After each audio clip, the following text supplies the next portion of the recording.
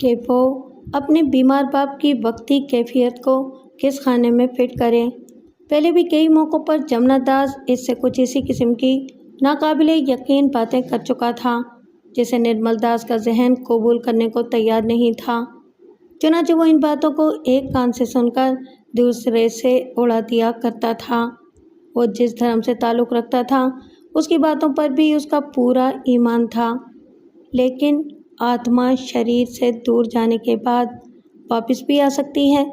निर्मल दास ने अपनी किताबों में ऐसा कोई पाठ नहीं पढ़ा था। चंद लम्हे वो खामोश खड़ा हसरत भरी नज़रों से बाप की हालत पर अफसोस करता रहा। फिर अचानक उसके जहन में एक नए ख्याल ने सर उभारा। कहीं इसका बाप पिंडत जमुना दास, जो ज़िंदगी की 100 बहारें देख चुका था, तवील उम्री और तवील अलालत के सबब अपना ज़हनी तवाज़ुन तो नहीं खो बैठा। इस अचानक ख्याल ने निर्मल दास के दिल की धड़कनों को और तेज़ कर दिया। उसने फौरी तौर पर यही मुनासिब समझा कि उसे बाप के साथ मफाहिमत का कोई ऐसा रास्ता इख्तियार करना चाहिए जो इसकी बीमारी पर मज़ीद कोई बुरा असर न डाले। इसी ख्याल के तहत उसने नर्म लहजे में कहा, पिताजी, तुम जो हुक्म दोगे मैं उसका पालन करने को तैयार हूँ, लेकिन मूर्ख, पापी, जमुना दास ने झुल्लाकर उसकी बात काटते हुए कहा, तू बाप को पागल समझकर इस पर दया करने की सोच रहा है?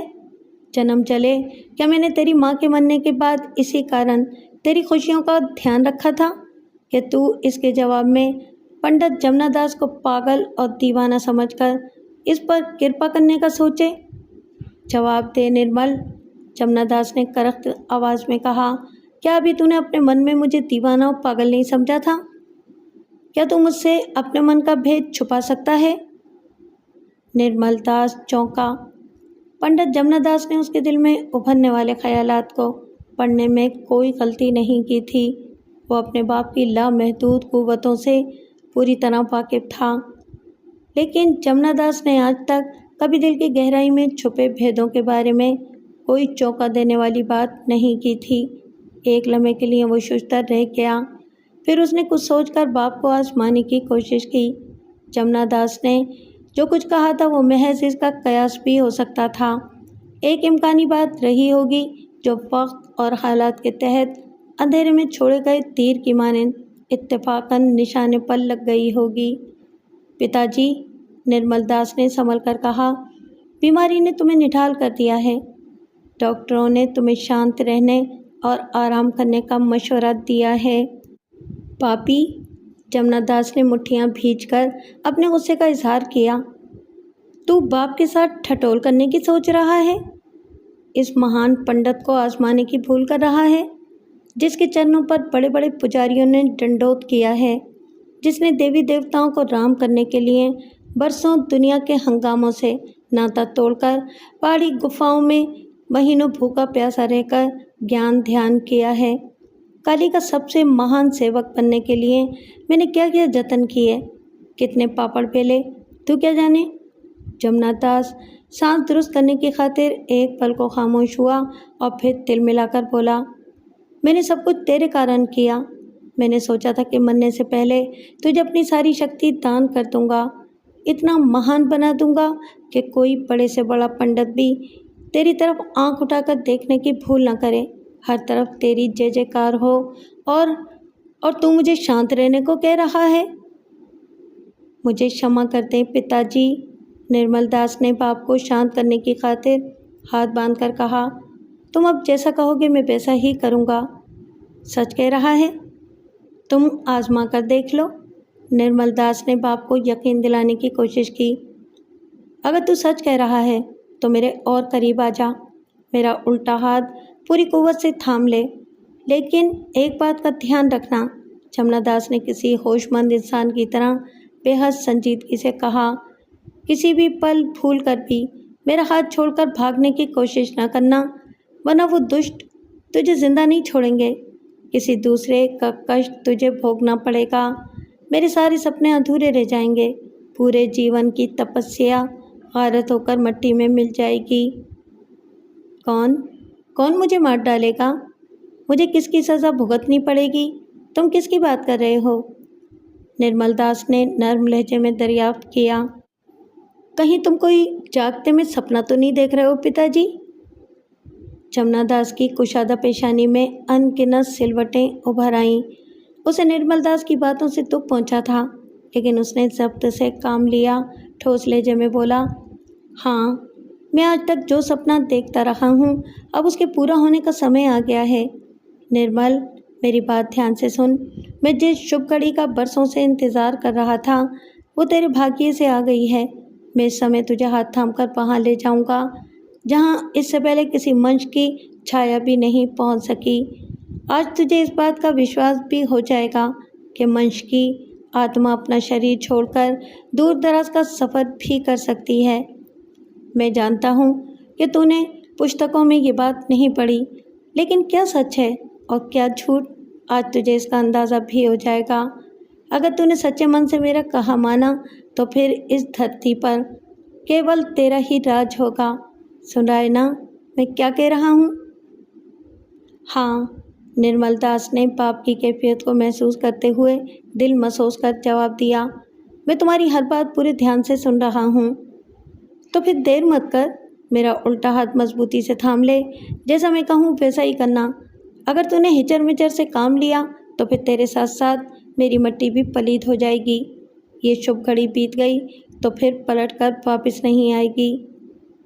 निर्मल दास अजीब मखमसे में गिरफ्तार था।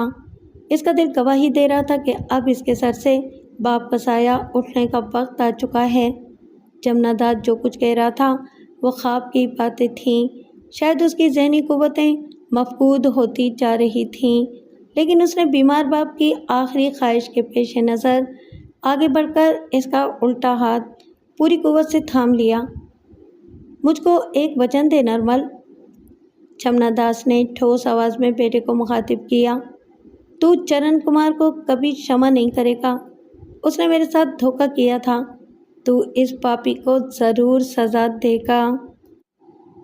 तुम जो कहोगे मैं वही करूँगा।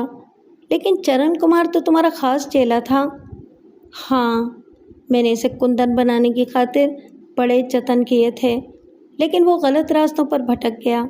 जमुना दास ने नफ़रत का इजहार किया। फिर इसने निर्मल दास को दोबारा ताकीद की। मेरी बात को गांठ में बांध ले। किसी भी समय मेरा हाथ छोड़ने की भूल मत कर बैठना। निर्मल दास को बाप की ज़हनी हालत पर तरस आ रहा था, लेकिन उसने मजबूरन अपनी आंखें बंद कर लीं। इसके बाद जो कुछ हुआ, निर्मल दास ने ख्वाबों में भी उसके बारे में कभी नहीं सोचा था। आंखें बंद करते ही उसे यूँ महसूस हुआ जैसे इसके कदम ज़मीन से ऊपर उठ रहे हों। फिर कुछ देर बाद उसे यकीन हो गया कि वो बर्क रफ्तारी से किसी परिंदे की मानिंद फ़ज़ा में तैर रहा था। अस्पताल के कमरे की फ़ज़ा बदल चुकी थी। तेज़ हवाओं के झक्कड़ उसके लिबास को हवा में उड़ा रहे थे। बड़ी देर तक निर्मल दास ने आंखें बंद किए रखीं। इसके दिल की धड़कनें हर लम्हा तेज़ से तेज़तर होती जा रही थीं। वो यकीनन फ़ज़ा की बुलंदियों में परवाज़ कर रहा था, जहाँ उसे हवा के दबाव की वजह से सांस लेने में दुश्वारी हो रही थी। वो हर तरफ तब्दीली को महसूस कर रहा था। कोई उसे घुप अंधेरों का एहसास होता और कभी चारों तरफ उजाला फैल जाता। कभी सर्दी का एहसास होता, कभी गर्म हवा के थपेड़े उसे मौसम बदलने का एहसास दिलाते। एक दो बार उसका दिल चाहा कि आंखें खोलकर इस बात का यकीन कर ले कि वो ख्वाब की कैफियत से दो चार नहीं है, लेकिन किसी ख्याल के पेश नज़र उसने ऐसा करने से गुरेज ही किया। निर्मल दास के जहन में आंधियाँ चल रही थीं। इसके जहन में मुतज़ाद ख्यालात उभर कर आपस में गडमड हो रहे थे, लेकिन एक बात उसके जहन से चिपक कर रह गई थी कि वो इस वक्त अस्पताल के कमरे में नहीं था, खुली हवा में परवाज़ कर रहा था। उसने कई बार इस ख्याल की नफ़ी करनी चाही, लेकिन वो तेज़ी से बदलते मौसमों और धूप छाँव की कैफियत से दोचार था। उसने उसकी तमाम ज़हनी सलाहियतों को सर्व कर रखा था। इसके दिमाग में बार बार जमुना दास के कहे हुए जुमले गूंज रहे थे। वो पूरी तरह होशो हवास में था। इस बात को भी महसूस कर रहा था कि उसने बाप के उल्टे हाथ की कलाई को पूरी कुव्वत से थाम रखा है। उसे इस बात का एहसास भी था कि वो हवा में तैर रहा है, लेकिन इसकी मंजिल क्या थी, वो कहाँ ले जाया जा रहा था, उसे इस बात का मुतलक कोई इल्म नहीं था। निर्मल दास को इस बात में किसी किस्म का शक नहीं था कि इसका बाप महान शक्तियों का मालिक था, काली के सबसे बड़े मंदिर का सबसे बड़ा और महान सेवक था। वो जानता था कि जमुना दास ने देवी देवताओं के लिए खासे लंबे दौरानिए के कठिन चाप भी किए थे, लेकिन इन तमाम हकीकतों के बावजूद उसका जहन इस बात को कबूल करने पर पहले कभी आमादा नहीं हो सका था कि इंसान की रूह जिस्म का पंजर खाली छोड़कर किसी दूर दराज इलाके का सफ़र कर सकती है और दोबारा अपना जिस्म भी पहले की तरह हासिल कर सकती है।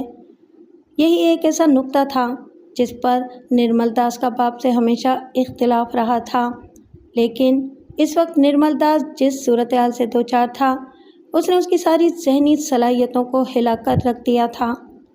वक्त तेज़ी से गुज़रता रहा।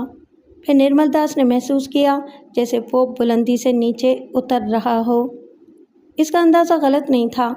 हवा की साएं साएं के अलावा अब इसके कानों में इंसानों के शोर व गुल और ढोल बजने की आवाज़ें भी सुनाई दे रही थीं, जो रफ्ता रफ्ता तेज़ हो रही थीं।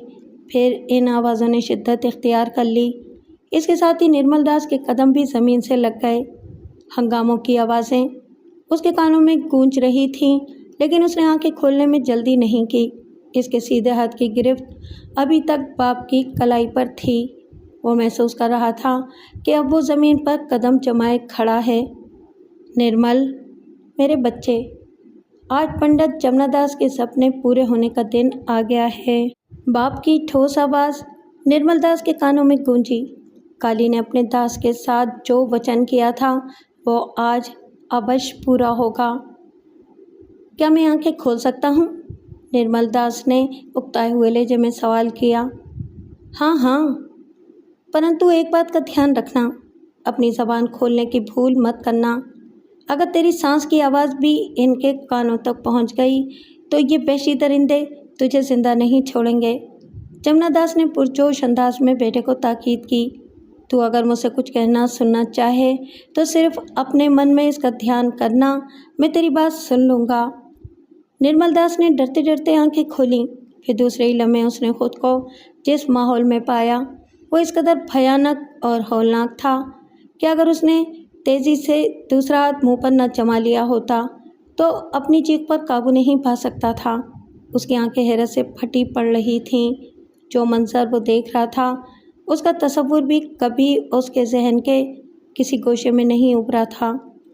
उसके जहन में फिर ये ख्याल उभरा कि वो कोई डरावना ख्वाब देख रहा है जिसका हकीकत या महज़िब दुनिया से कोई ताल्लुक़ नहीं हो सकता था। नहीं निर्मल, नहीं, जमुना दास ने पूरे यकीन से कहा। तू जो देख रहा है वो सपना नहीं है। हम जिस धरती पर सांस ले रहे हैं वहाँ अभी तक घने जंगलों और दूर दराज इलाकों में ऐसी बस्तियाँ मौजूद हैं जहाँ तक कोई मनुष्य नहीं पहुँच सका, और अगर भूले भटके पहुँच भी गया तो वो लोगों को कुछ बताने के लिए जिंदा नहीं छोड़ा गया। निर्मल ने कोई जवाब नहीं दिया। उसकी नज़रें इन सियाफाम नंग थड़ंग औरतों और मर्दों पर मरकूज थीं जिनके जिस्म धूप में चमक रहे थे। वो सब हाथों में नेज़े उठाए किसी वहशियाना रक्स में मसरूफ़ थे। इनकी तादाद 50-60 से ज़्यादा नहीं थी। कुर्बो जवार में कहीं कोई बस्ती नज़र नहीं आ रही थी। सब सियाफाम एक खुले मैदान में जुनूनी रक्स की कैफियत से दो चार थे। एक तरफ दो हट्टे कट्टे तवील और कामद वहशी गले में ढोल लटकाए खड़े थे। इनके हाथ ढोल को मशीनी अंदाज में पीट रहे थे, जिससे बुलंद होने वाली डम डमाडम डम डम डम डमाडम की दिल हिला देने वाली आवाज़ बुलंद हो रही थी। ये कौन लोग हैं? निर्मल दास ने दिली दिल में बाप से सवाल किया। ये लोग खत इस्तवा के पश्चिम की जानिब एक घने जंगल में आबाद हैं, जहाँ अभी तक किसी मनुष्य के कदम नहीं पहुँच सके। क्या ये आपकी आवाज़ नहीं सुन सकते? नहीं, जमुना दास ने हाथ माथे से लगाकर कदरे झुककर जवाब दिया। ये सब काली की कृपा है। जिसने अपने सेवक की कठिन तपस्या से खुश होकर इस बस्ती के घुप अंधेरों को मेरी नज़रों से दूर कर दिया। आप, क्या आप पहले भी यहाँ आ चुके हैं? हाँ, ना आया होता तो तुझे आज क्यों लाता? इस बार जमुना दास ने सरमस्ती के आलम में झूमते हुए कहा। काली महान है, वो अपने सेवकों को कभी निराश नहीं करती। आज मेरे जीवन की सबसे बड़ी इच्छा पूरी होगी, फिर मेरे शरीर और आत्मा का संबंध टूट जाएगा। इसके बाद तू धरती पर राज करेगा। हम यहाँ क्या लेने आए हैं? निर्मल ने दिल में सोचा। जल्दी मत कर मूर्ख, शांत रहे, जमुना दास ने सरसराते हुए अंदाज में कहा।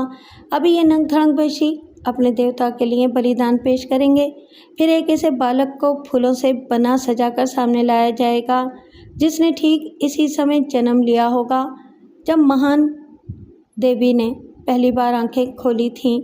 ऐसा बालक इस धरती पर हर 40 बरस बाद जन्म लेता है। तू शायद मेरी बातों पर विश्वास नहीं करेगा, लेकिन ये सच है कि जो इस बालक के मगज़ को खा ले वो अमर हो जाता है। ऐसी महान शक्ति प्राप्त कर लेता है कि मनुष्य इसके बारे में विचार भी नहीं कर सकता। इसके लिए फासलों की कोई कैद नहीं रहती। वो जो रूप चाहे धार सकता है, जो मन में सोच ले वो पूरा होता है। क्या ये सियाफाम इस बालक की खोपड़ी तोड़कर इसका मगज़ निकालेंगे? निर्मल ने चुरचुरी लेते हुए सवाल किया। हाँ, जमुना दास ने संजीदगी से जवाब दिया। इन वेशियों में जो सबसे बड़ी उम्र का होगा वही इस बालक के सर को तोड़ेगा। फिर इसके मगज़ को हासिल करने की खातिर इनके दरमियान छीना झपटी शुरू हो जाएगी। जो सबसे ज़ोरदार होगा वही कामयाब होगा। पहले भी कभी ऐसा हो चुका है? निर्मल ने गैर यकीनी अंदाज में पूछा। मैं पूरे विश्वास से नहीं कह सकता, परंतु मेरा ख्याल है कि पूरा मगज़ किसी के हाथ नहीं आता। इसे पाने के लिए जो धींगा मुश्ती और कट मरने की बाजी लगाई जाती है वो मगज़ को ख़राब कर देती है। टुकड़े हो जाने के बाद वो किसी काम का नहीं रहता। इस बात का विश्वास किस तरह किया जाता है कि जो बालक मौत की वादियों में धकेला जा रहा है वही असली है? धीरज रख निर्मल, धीरज। जमुना दास ने अजीब अंदाज में मुस्कुराकर उसे तसल्ली दी। खरे और खोटे का फैसला भी अभी कुछ देर में हो जाएगा। क्या हम बालक के मगज़ को इन वेशियों से छीन लेने की शक्ति रखते हैं? तू, जमुना दास ने निर्मल को नागवार नज़रों से घूरा। तू ये क्यों भूल रहा है कि पंडित जमुना दास तेरे साथ है? निर्मल दास ने जवाब में होंठ चबाना शुरू कर दिया। इसने अपने मोमर बाप का हाथ थामकर और आंखें बंद करके जो सफ़र किया था वो भी इसके लिए नाकाबिले यकीन ही था, और अब जो बातें इससे की जा रही थीं वो इस पर भी यकीन करने को पूरी तरह खुद को आमादा नहीं कर पा रहा था। इसके ज़हन में हलचल सी बपा थी।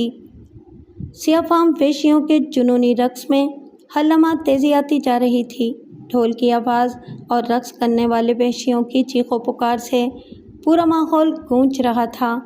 फिर अचानक ज़ोर की गड़गड़ाहट की आवाज़ उभरी और ढोल की ताल पर बेहंगम रक्स में मुब्तला सारे सियाफाम वेशी यूं अपनी अपनी जगह सागित हो गए जैसे उन्होंने मौत का नक्कारा सुन लिया हो।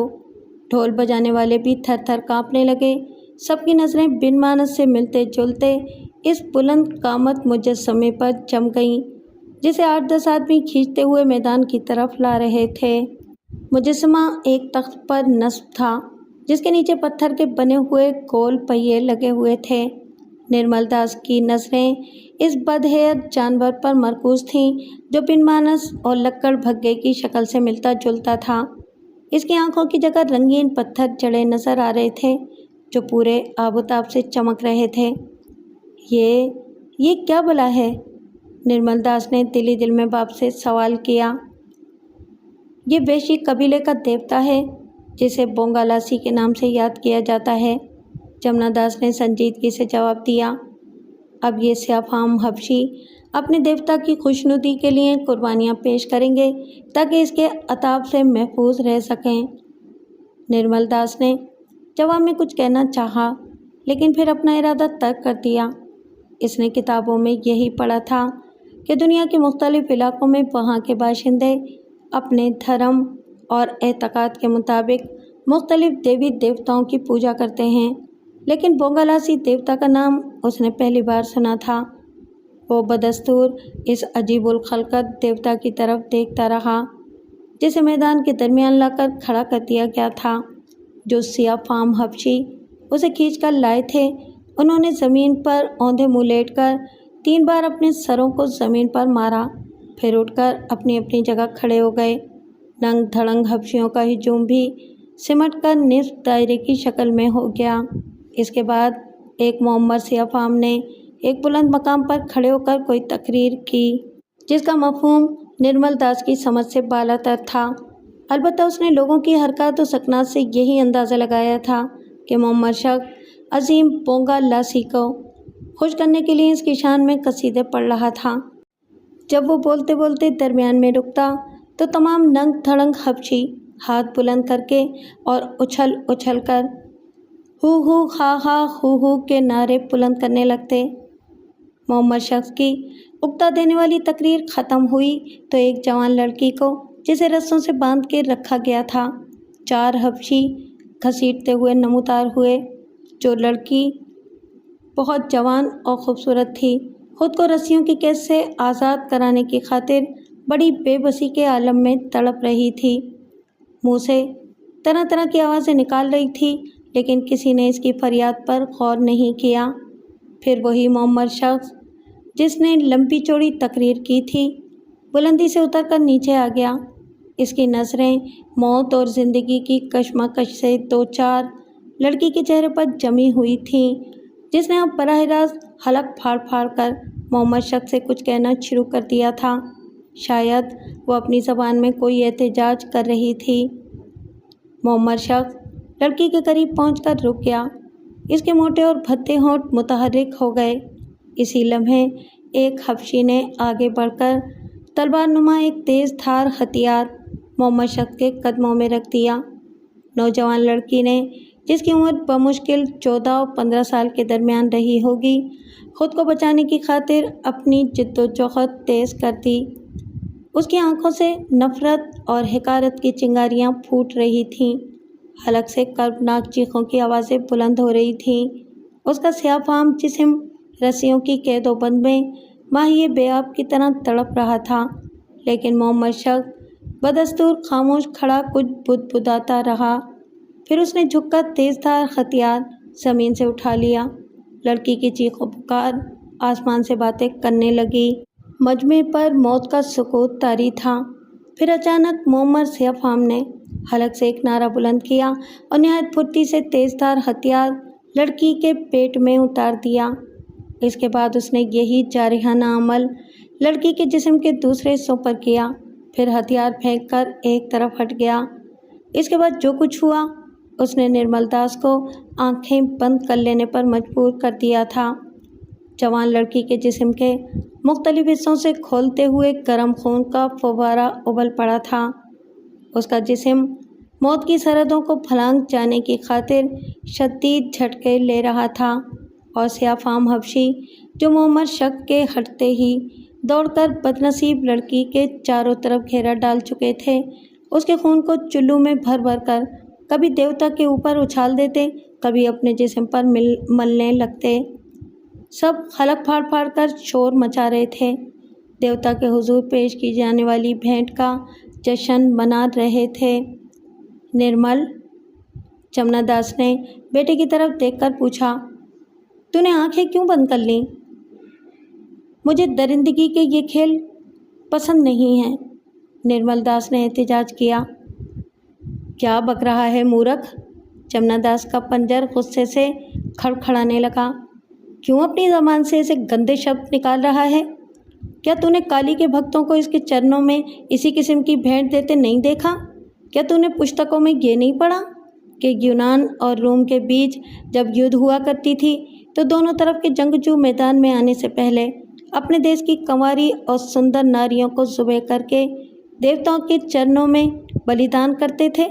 उनका विश्वास था महान देवता इन कन्याओं के खून से अपनी प्यास बुझाकर युद्ध लड़ने वालों की सहायता करते थे। जमुना दास सांस बहाल करने की खातिर एक पल को खामोश हुआ और फिर बोला, जनूबी हिंदुस्तान में गोंड कबीले के बासी धरती माता की गोद से अच्छी फसल हासिल करने के कारण एक नौजवान नारी को हमेशा भेंट देते हैं। मिस्र के फिरौन भी हर चांद की चढ़ती तारीखों में एक सुंदर नारी को दुल्हन का लिबास पहनाकर, इसका बनाव श्रृंगार करके और हाथ पैर बांधकर नील की लहरों में झोंक दिया करते थे, ताकि मौजों में ज्वार भाटे की कैफियत पैदा हो, फसलों को अच्छा पानी मिले और मंश चैन की बंसरी बजा सकें। और क्या तू सती की रस्म से भी इनकार कर सकेगा, जिसमें मरने वाले पुरुष की बेवा को इसी के साथ चिता की आग में जलाकर राख कर दिया जाता है?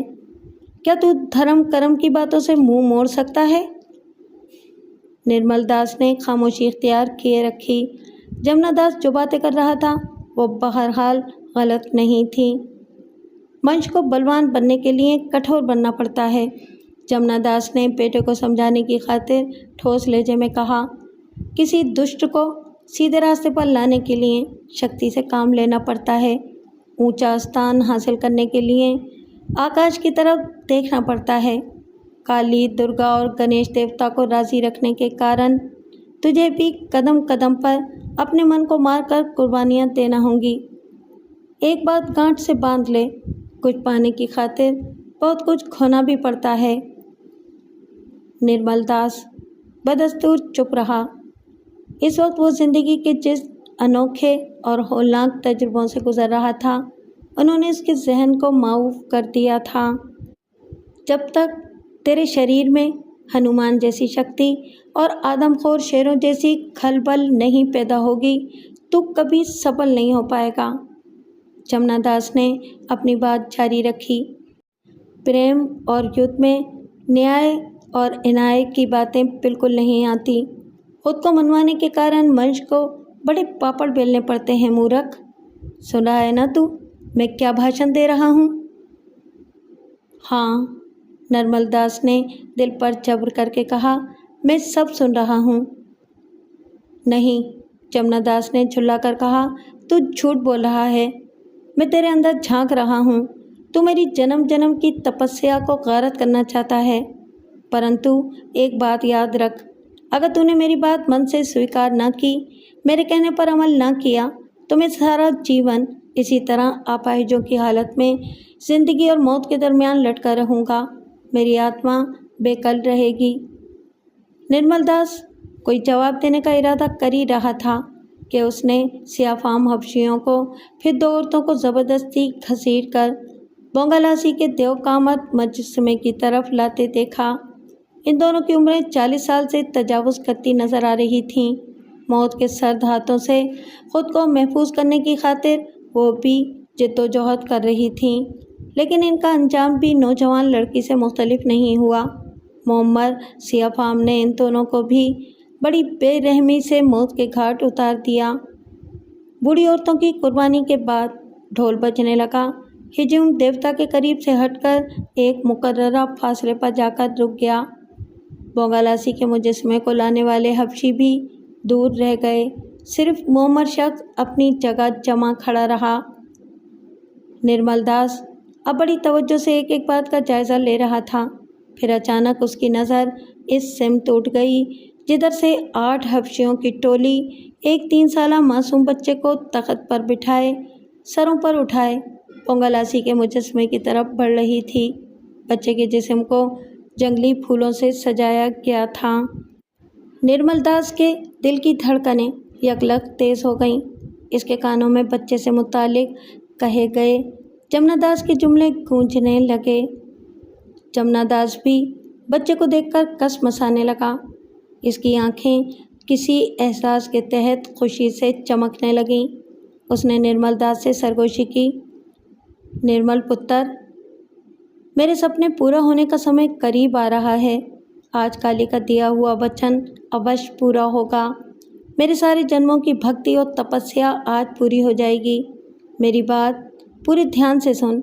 जमुना दास ने जोशीले अंदाज में कहा, मैं तेरे लिए इस बालक का मगज़ हासिल करने में कामयाब हो जाऊंगा, लेकिन तू इसे खाने में देर न करना, वरना सब कुछ चौपट होकर रह जाएगा। ठीक है, निर्मल दास ने इस बार संजीदगी से कहा। तुम जिस तरह कहोगे मैं इसी तरह करूँगा। लेकिन ये विश्वास किस तरह होगा कि ये वही बालक है जिसकी हमें तलाश है? काली के कहे गए अनुसार बालक का सर कटने के बाद एक नीले रंग की रोशनी का तेज झमाका होगा, जो इस बात की ज़मानत होगा कि हमें जिस मगज़ की तलाश है वो इसी बालक की खोपड़ी में है। ये बात क्या इन सियाफाम जंगलियों को भी मालूम होगी? निर्मल ने धड़कते दिल से पूछा। हो भी सकती है और नहीं भी, जमुना दास ने बदस्तूर बच्चे पर नजरें जमाते हुए कहा। इसके मगज़ को तेज़ी से खाने के बाद तू दोबारा सख्ती से आंखें मींच लेना। हो सकता है कि ये मेरी और तेरी आखिरी मुलाकात हो। क्या? निर्मल दास चौंके बिना न रह सका। ये तुम क्या कह रहे हो? मैं सच कह रहा हूँ निर्मल, जमुना दास ने सपाट लहजे में जवाब दिया। मेरी एक बात गिरह से बांध ले, मेरी मौत देवी का वचन पूरा होने के बाद ही होगी। तूने इस समय यहाँ जो देखा है, जो देखेगा, इसका भेद भूल कर भी कभी भी किसी और को न देना। गोलमोल जवाब देकर सबको टालते रहना। मेरी चिता की राख को किसी पर्वत पर बखेरने या गंगा में बहाने की भूल मत करना। इसे ऐसी किसी जगह संभाल कर रखना जिसका खोज कोई और ना लगा सके। हो सकता है कभी तू अपनी गलती से अपनी शक्ति खो बैठे। अगर ऐसा हुआ तो मेरी चिता की राख को अपने शरीर पर मल लेना, तेरी शक्ति वापस लौट आएगी। और पिताजी, निर्मल दास ने उसकी बात दरमियान से उचकते हुए कहा। तुम क्या कह रहे हो? मेरी समझ में तो कुछ नहीं आ रहा।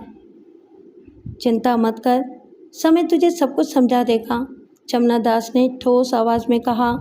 ये ना हुआ तो देवी की छाया तेरी मदद करती रहेगी, परंतु इसके लिए तुझे मेरी बातों पर अमल करना होगा। जब भी कोई कठिन घड़ी आए, देवी के चरणों में भेंट देने से हिचकिचाना मत। मेरी आत्मा भी तेरे साथ होगी, लेकिन केवल एक ख़ास मुद्दत तक। इसके बाद मेरा और तेरा संबंध हमेशा के लिए ख़त्म हो जाएगा।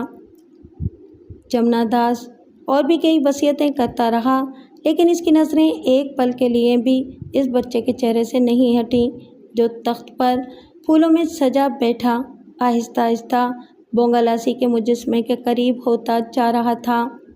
निर्मल दास के अंदर एक अजीब नामालूम सी हलचल मची हुई थी। इसके कान जमुना दास की बातों पर लगे हुए थे और नज़रें इस तख्त पर मरकूज़ थीं जिसे हफ्शी सर पर उठाए मुजस्मे की तरफ बढ़ रहे थे। हिजूम पर गहरा सुकूत तारी था, अलबत्ता इनकी नज़रों में एक बेचैनी सी तड़पती नज़र आ रही थी। सबकी नज़रें 3 साल के मासूम बच्चे पर मरकूज़ थीं, जो अपने अंजाम से बेखबर था।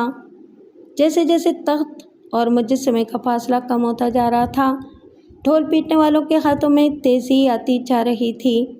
जमुना दास रुक रुक कर निर्मल दास को आने वाले कल के बारे में गुर की बातें समझा रहा था।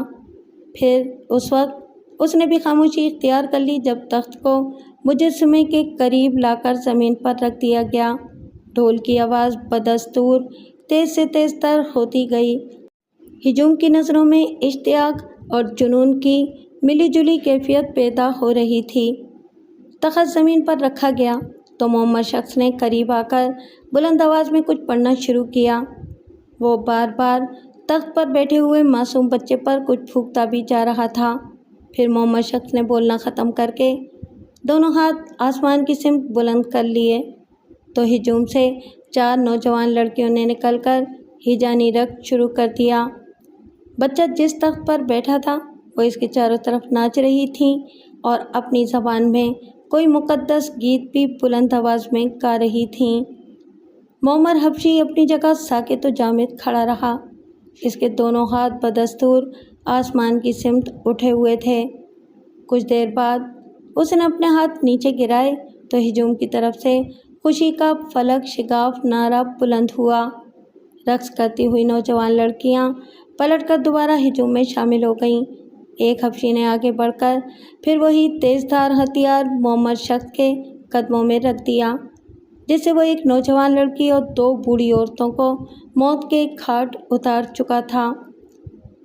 मेरा सपना पूरा होने की शुभ घड़ी आ रही है निर्मल। जमुना दास ने 2-4 कदम आगे बढ़ाते हुए कहा। मेरी कही हुई बातों का पूरी तरह ध्यान रखना। बालक का मगज खाने में भी देर मत करना, वरना सब किया धरा खाक में मिल जाएगा। निर्मल दास ने अस्पात में सर को जुम्बिश दी और फिर जमुना दास की कलाई पर अपनी गिरफ्त और मजबूत कर दी। हिजूम के अलावा खुद इसके दिल की हालत भी दिगरगूं हो रही थी। मोहम्मद शख्स ने झुककर तेज धार आला ज़मीन से उठा लिया और आहिस्ता आहिस्ता तख्त के गिर्द चक्कर लगाने लगा। हिजूम में मौजूद सियाफाम हबशी अपनी अपनी जगह कसमसाने लगे। वक्त बड़ी सुस्त रफ्तारी से गुजरता रहा। हिजूम की नज़रें मोहम्मद शख्स की नकलो हरकत पर मरकूज थीं, जब अचानक ही मोहम्मद शख्स का हाथ फ़ज़ा में बुलंद हुआ। तेज़ धार आला बर्क रफ्तारी से हरकत में आया और तख्त पर बैठे हुए बच्चे के सर का ऊपरी निसफ हिस्सा जिस्म से अलहदा होकर दूर जा गिरा। इसी लम्हे नीले रंग की रोशनी का एक तेज़ झमाका हुआ, जिसे देखकर नंग थड़ंग हबशियों का हिजूम टिड्डी दल की तरह तख्त की जानिब लपका। एन इसी वक्त जमुना दास का सीधा हाथ हैरत अंगेज़ तौर पर दराज होता हुआ खोपड़ी तक पहुंच गया और खून आलूद सर से मगज़ निकाल कर वापस समटता हुआ निर्मल दास की नज़रों के सामने आ गया। जल्दी कर पुत्र, जमुना दास ने निर्मल दास से कहा। मुंह खोल और इस अनमोल मगज़ को हलक के नीचे उतार ले। इसके बाद वही कुछ करना जो मैंने कहा था। निर्मल दास ने किसी मामूल की तरह जमुना दास के कहने पर अमल किया। खून आलूद मगज़ हलक से नीचे उतारते हुए उसे शदीद उबकाई महसूस हुई। ऐन मुमकिन था कि वो अपने मकसद में कामयाब न होता, लेकिन जमुना दास ने दूसरा हाथ उसके मुंह पर पूरी कुव्वत से जमा दिया। मगज़ का खून आलूद लोथड़ा हलक के नीचे उतरा तो निर्मल दास को एक लम्हे को ऐसा लगा जैसे उसकी नस नस में किसी आतिश फिशां का उबलता हुआ लावा दौड़ गया हो। इसके बाद उसे सिर्फ इतना याद रहा कि जमुना दास की हिदायत पर उसने अपनी आंखें सख्ती से भींच ली थीं। उसका जहन खूब अंधेरों में डूब गया था। उनूदगी की कैफियत ने उसको हर एहसास से बेनियाज कर दिया था।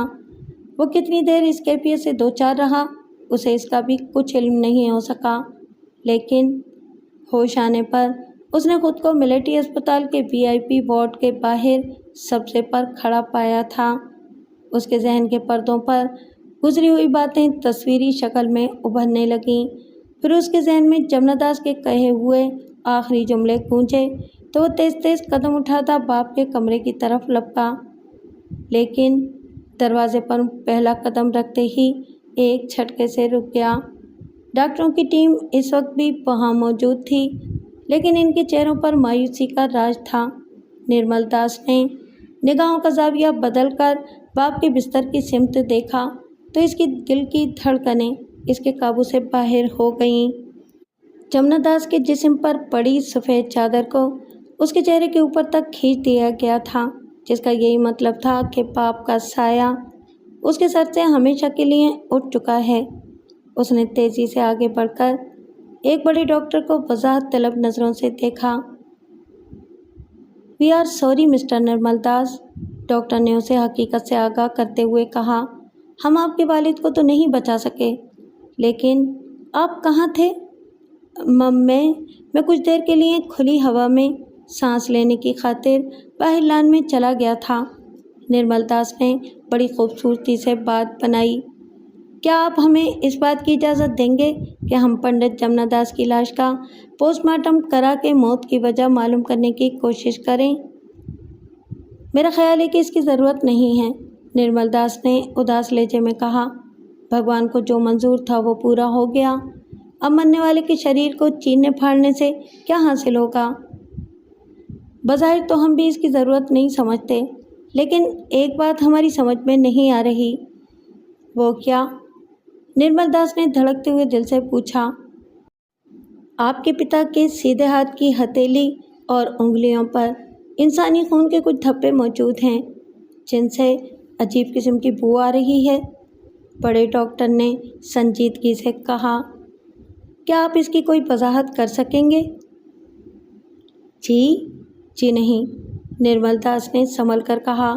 डॉक्टर की बात सुनकर उसके जहन में मासूम बच्चे के खून आलूद मगज का तस्वुर उभरा था। आप अपनी रिस्क पर पंडित जमुना दास को आखिरी रसूमात के लिए ले जा सकते हैं, लेकिन इसके लिए आपको एक तहरीर लिखकर देना होगी। कैसी तहरीर? निर्मल दास चौंका। मैं आपका मतलब नहीं समझा। पंडित जमुना दास के हाथ पर खून का पाया जाना मुमकिन है कि किसी खास अहमियत का हामिल ना हो, डॉक्टर ने वजाहत की। हो सकता है कि आपके पिता ने मरने से बेशतर अपनी ज़बान चबा ली हो, जिसका खून उनके हाथों पर भी लगा हो। लेकिन 100 साल 9 माह की उम्र के किसी लागर और कमज़ोर मरीज़ के सिलसिले में हम कोई संगीन बात नहीं सोच सकते। फिर भी कागजी कार्रवाई की तकमील के लिए आपकी तहरीर का हमारे फाइल में होना ज़रूरी है। मैं तैयार हूँ। निर्मल दास ने हामी भर ली, फिर मतलूबा तहरीर लिखकर डॉक्टर के हवाले की और बाप की लाश को अस्पताल की एम्बुलेंस में रखवाकर घर ले आया। इसी रात उसने पंडित जमुना दास की लाश को देवी के मंदिर के कुछ पुजारियों और अपने 2-4 वाकिफकारों की मौजूदगी में चिता की लकड़ियों पर रखकर आग लगा दी। चिता से उठने वाले शोले उसके चेहरे पर कपकपाते रहे। आखिरी वक्त तक वो सर झुकाए चिता की आग ठंडी होने तक मौजूद रहा। फिर पीतल की एक लुटिया में चिता की बची कुची राख समेटकर घर की सिमत चल दिया। वो तन्हा नहीं था, इसके दोस्त और पंडित जमुना दास के कुछ चेले भी उसके साथ साथ थे। जसवंत राम अपने ऑफिस के साउंड प्रूफ कमरे में बैठा किसी गहरी सोच में मुस्तग़रक़ था जब फ़ोन की घंटी बजी और वो इस तरह चौंका जैसे कच्ची नींद में कोई ख्वाब देखते देखते आंख खुल गई हो। इसने फ़ोन सेट को नफ़रत भरी नज़रों से देखा। शायद इस वक्त वो अपनी यकसोई में किसी बैरूनी मुदाखलत को बर्दाश्त करने के लिए तैयार नहीं था। फ़ोन की घंटी थोड़े थोड़े वक्फे से बजती रही और फिर खामोश हो गई। जसवंत ने लंबी सांस ली और फिर उठकर टहलने लगा। इसके जहन में इस वक्त लाजवंती का ख्याल गर्दिश कर रहा था। गुज़िश्ता रात भी लाजवंती जिस तकलीफ़देह सूरत हाल का शिकार हुई थी, इसमें भी जसवंत राम के ज़ाती इरादे को कोई दखल नहीं था। अगर इसके इख्तियार की बात होती तो वो रोज़े अव्वल ही इस कोड़ियाले सांप को गोलियां मारकर उसका जिस्म छलनी कर देता, जो उसकी गैरत से नापाक खेल खेलने की गर्ज से आया था। लेकिन वो लाजवंती ही की खातिर सब कुछ बर्दाश्त करने पर मजबूर था। इसकी सबसे बड़ी मजबूरी इसकी बीवी थी, जिसने पंडित पुजारियों से राब्ते बढ़ाकर ऐसे हालात पैदा कर दिए थे जिसने जसवंत राम के पैरों में बेड़ियां डाल दी थीं। वो इस मनूस लम्हे को कभी नहीं भूल सकता था जब मरने से एक रोज़ पहले उसकी बीवी ने बेहद संजीदगी से कहा था, मैंने एक बार फिर वही भयानक सपना देखा जो पहले भी देख चुकी हूँ।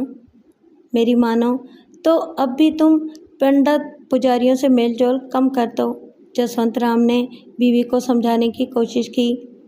ये मंच को फांसने के कारण ऐसी ऐसी बातें करते हैं और भविष्य के बारे में ऐसी ऐसी कहानियाँ सुनाते हैं जो तुम जैसी नेक औरतों के मन में जड़ पकड़ लेती हैं। इसके बाद ये बुगला भगत अपना उल्लू सीधा करते रहते हैं। हो सकता है आपका तजुर्बा ज़्यादा हो, लेकिन मैं जिस पंडित की बात कर रही हूँ वो सपने में आने के अलावा मुझसे देवी के बड़े मंदिर में भी मिल चुका है, शांति ने संजीदगी से कहा। मेरी नज़रें धोखा नहीं खा सकती। वो हूबहू वही पंडित था जो मुझे सपनों में 2 बार नज़र आ चुका है। तुम्हारी इसकी मुठभेड़ कब हुई थी? 2 रोज़ पहले। क्या कहा था उस पंडित ने? यही कि अगर लाजवंती की शादी 20 साल की उम्र में ना हुई तो वह एक ख़तरनाक मर्ज़ में मुब्तला होकर अपाहिजों जैसी ज़िंदगी गुजारने पर मजबूर हो जाएगी।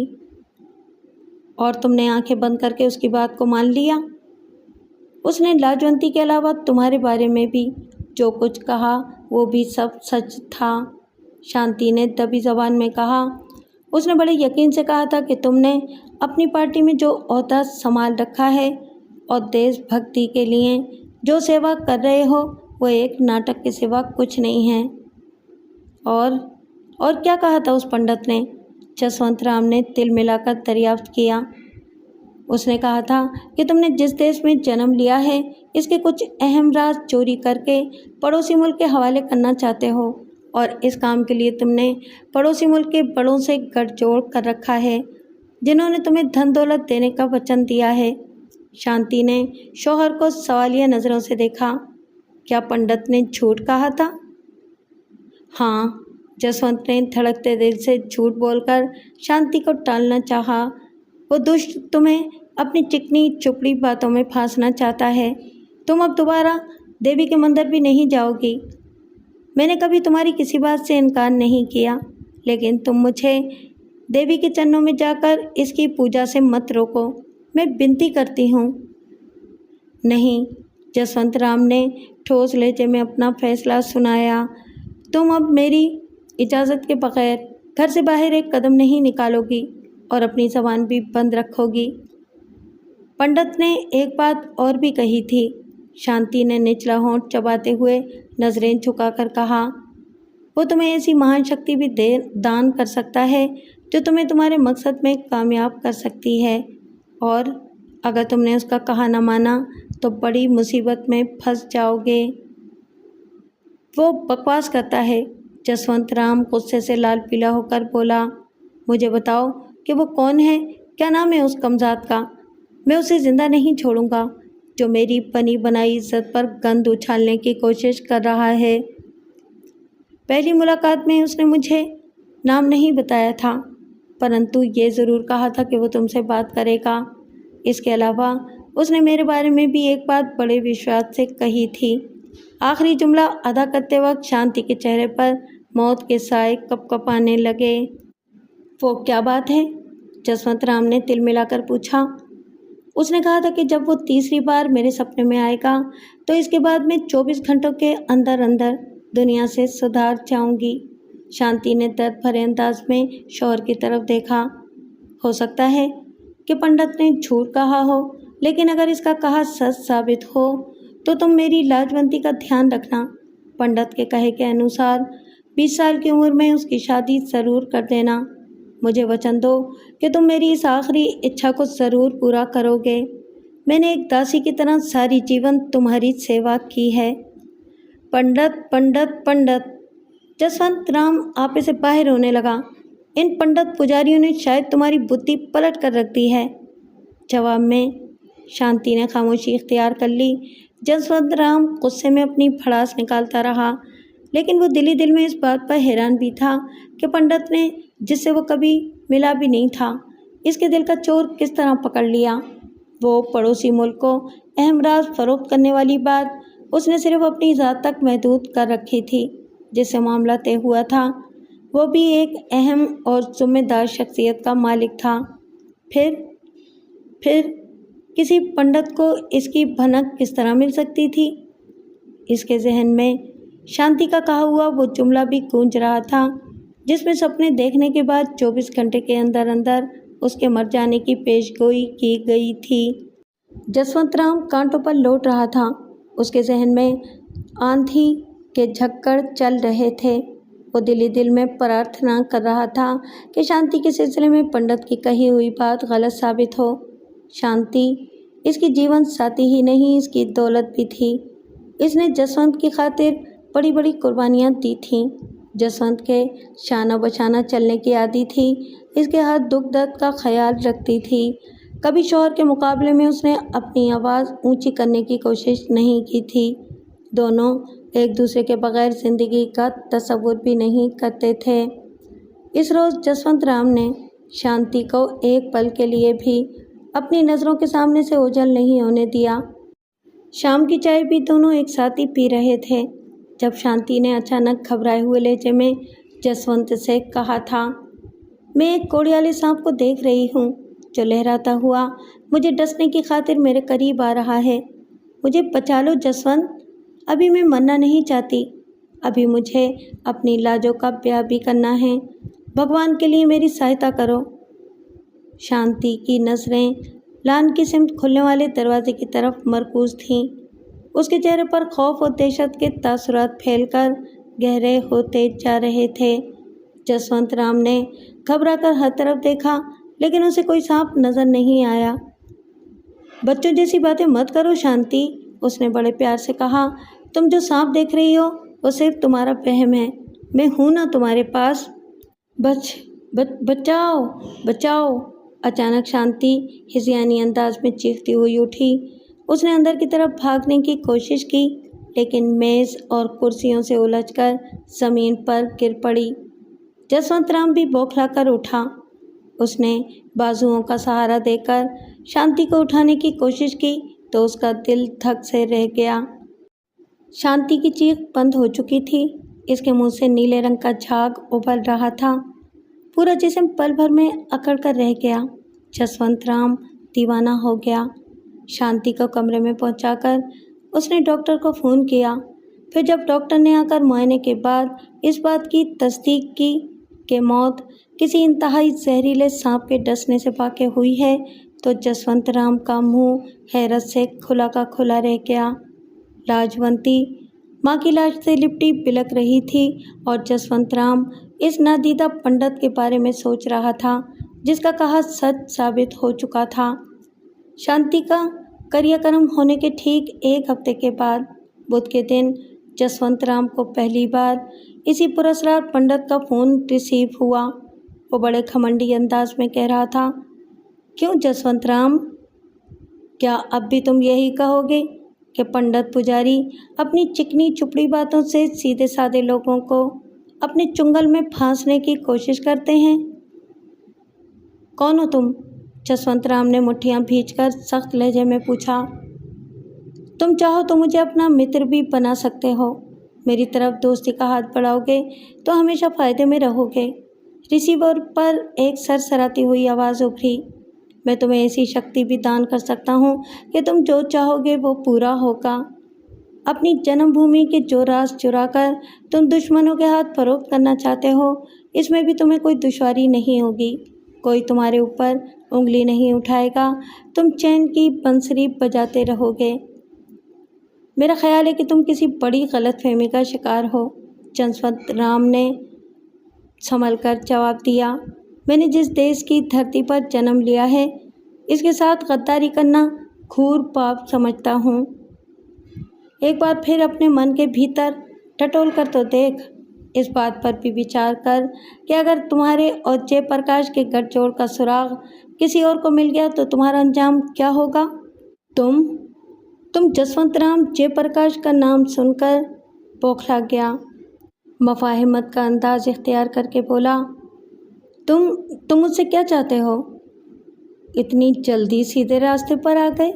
दूसरी जानिब से तंजिया लहजे में जवाब मिला, अभी तो मैंने ये भी नहीं बताया कि तुम अहम राज चुराने की खातिर क्या नाटक रचाने का सोच रहे हो। क्या हम फ़ोन की बजाय कहीं मिल बैठकर बात नहीं कर सकते? जसवंत राम ने सहमे हुए अंदाज में कहा। नहीं, सपाट आवाज़ में जवाब मिला, मैं कभी तुम्हारे सामने अपने असली रूप में नहीं आऊँगा, परंतु तुमने शांति की मौत के बाद मेरी महान शक्ति का अंदाज़ा ज़रूर लगा लिया होगा। क्यों जसवंत, मैं गलत तो नहीं कह रहा? शांति की मौत से तुम्हें क्या फ़ायदा पहुंचा? जसवंत राम ने झुल्लाकर दरियाफ्त किया। वो अंदर से बुरी तरह सहम गया था। जयप्रकाश के हवाले ने उसके सारे कसबल निकाल दिए थे। हर सूरत में वो इस नादीदा पंडित को काबू करना अपने लिए बेहद ज़रूरी समझता था। अहम राज चुराने वाली बात अगर ऊपर तक पहुंच जाती तो जसवंत राम के साथ हुकूमत कोई रियायत कभी ना करती। इसकी ज़ुबान खुलवाने की खातिर हसास इदारे के अहलकार जो सलूक करते वो इसके तस्वुर ही से कांप उठा था। शांति की मौत इस बात का खुला सबूत थी कि पुरस्कार पंडित इसके बारे में और भी बहुत कुछ जानकारी रखता होगा।